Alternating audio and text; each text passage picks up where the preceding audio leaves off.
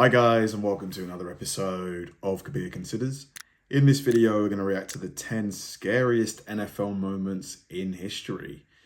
I'm guessing this is going to be, players that either massively injured another player or got massively injured themselves. There was that player, was it last year or the year before? What was his name? I can't remember, but he collapsed.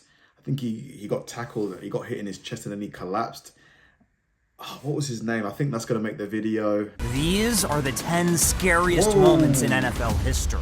And at number 10, one player almost lost everything. It was March 2013, a time most players were enjoying their offseason, but not 25-year-old Shawn Rogers, who instead was stuck playing detective.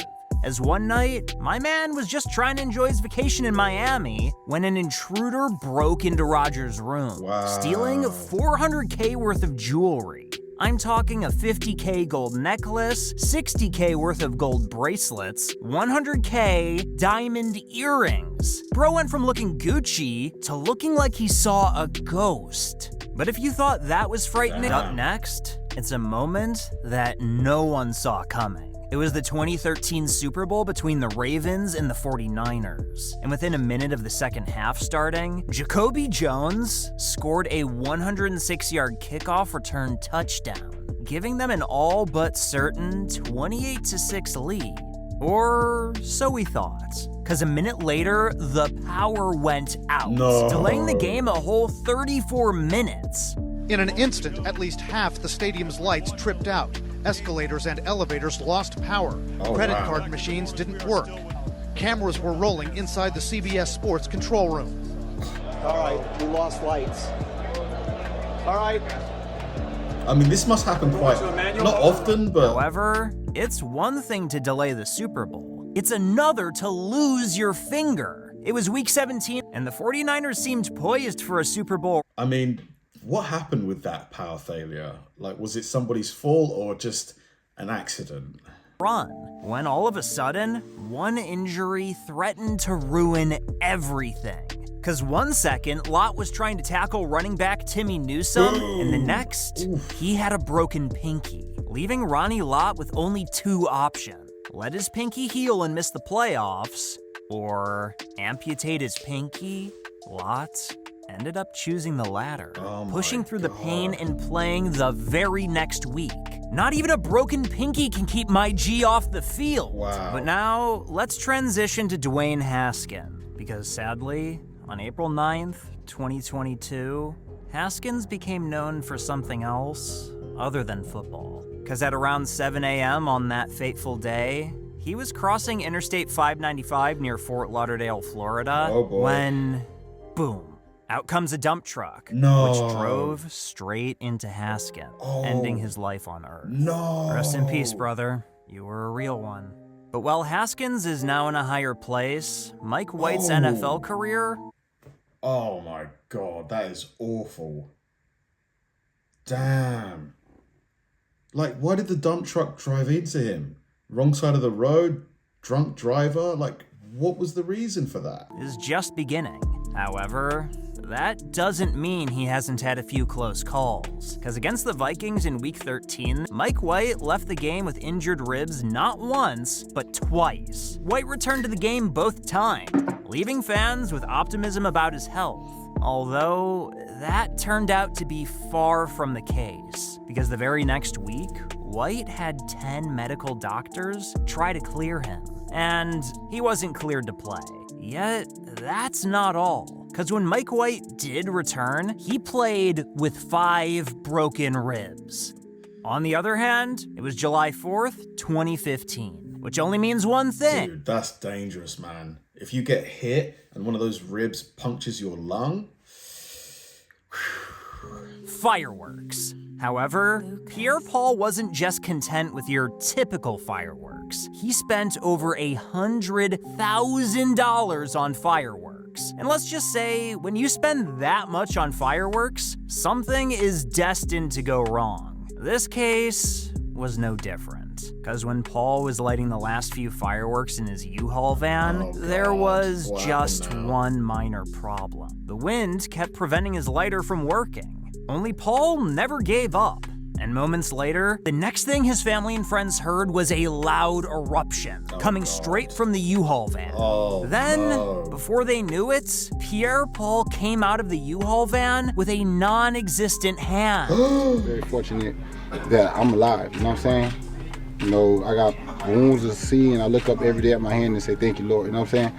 But, you know, as far as that, I don't see worse. You know, it was probably 12 people in the hospital, and my hand is the best one. Sometimes you can't make this stuff up. Just like you can't make up what happened to the Giants and the Chargers. I think some people forget that fireworks are literally like miniature explosives. You know, you got to treat these things with the most respect. Like, come on, man. I mean, poor guy. Look, did you see the state of his hand? See, it was the final game of the season. The Giants were 5-10, and to make matters worse, they were wrapping up their season with a cold and snowy game. Something fans weren't excited about, especially once the Chargers started winning. Because before people knew it, hundreds, if not thousands of fans were throwing snowballs onto the field, including one snowball which struck the Chargers equipment manager in the left eye, leaving him unconscious. Yo, someone needs to give these fans a chill pill. But after the game, one of the Giants fans said they did this since the Chargers aren't subscribed to the channel. So subscribe if you aren't trying to get smacked in the face with snowballs. But now, let's move on to DeAndre Baker. As 1 second, DeAndre Baker is a first-round pick, and the next, he's throwing his life away. Because in 2020, Baker was at a cookout, only not for the right reasons. Because believe it or not, he was there for an armed robbery, reportedly stealing $800, an $18K Rolex, and a $25K Hublot watch, among others. Are you crazy? You're a first-round pick in the NFL draft. Like, did he get cut? Did he get cut? But even, like, why would you do this? Things, during which he held 4 men at gunpoint. All because a few days earlier, Baker lost tens of thousands of dollars at a different party. Bro might have been in the NFL, but he's not immune to money problems. However, tell that to Brian Robinson, who is somehow living his best life, despite almost losing his life a few months prior. It was Friday, August 28th at 5:28 p.m. And for Brian Robinson, it seemed like just another day. That was until 2 strangers showed up and carjacked his Dodge Charger. Because shortly after carjacking Robinson, one of the teenagers pulled the trigger on him, shooting Robinson twice in the right hip and knee. In other words, he was staring death directly in the eye. But just when Robinson thought his life might be over, doctors successfully performed surgery on him and removed the bullets. Fast forward a few months later, and Robinson isn't just back in the NFL, he's thriving. With over 800 all-purpose yards as a rookie, he is the living embodiment. Unbelievable that they managed to save his leg and his hip, because so much movement goes through those parts of the body. Unbelievable. Of a disaster turning into a miracle. And speaking of disasters, it's now time to reveal the scariest moment in NFL history. It was week 17 of the 2022 NFL season. A week most people will never forget. Because of what happened to Demar Hamlin on Monday Night Football against the Bengals. See, midway through the first quarter, the Bengals' T. Higgins made a hit on Hamlin that left all of America in tears. Because afterward, Hamlin was lying on the football, unconscious and in critical condition. From there, what transpired was something horrific. As millions of helpless fans watched as the Bills' medical staff performed CPR on Hamlin, and an ambulance was rushed onto the field to carry him off. It was the type of moment where suddenly, all football was irrelevant. The only thing that mattered wasn't winning or losing, it was the health of Demar Hamlin, who thankfully has since recovered.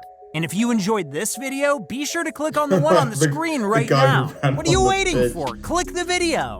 Man, so many, like, terrible, terrible stories here. Like, I mean, the guy who made the recovery, like the one who got shot in his hip and his knee, unbelievable that he managed to not only walk again, but to play in the NFL. It's insane. Like, well done, that man. You know, the guy who was a first round pick and then robbed someone. Because even if you get cut in the first year, you've probably earned enough money. If you invest it really smart, that's probably enough to retire on. What were you thinking? Thanks for watching, guys, and I'll see you in the next one.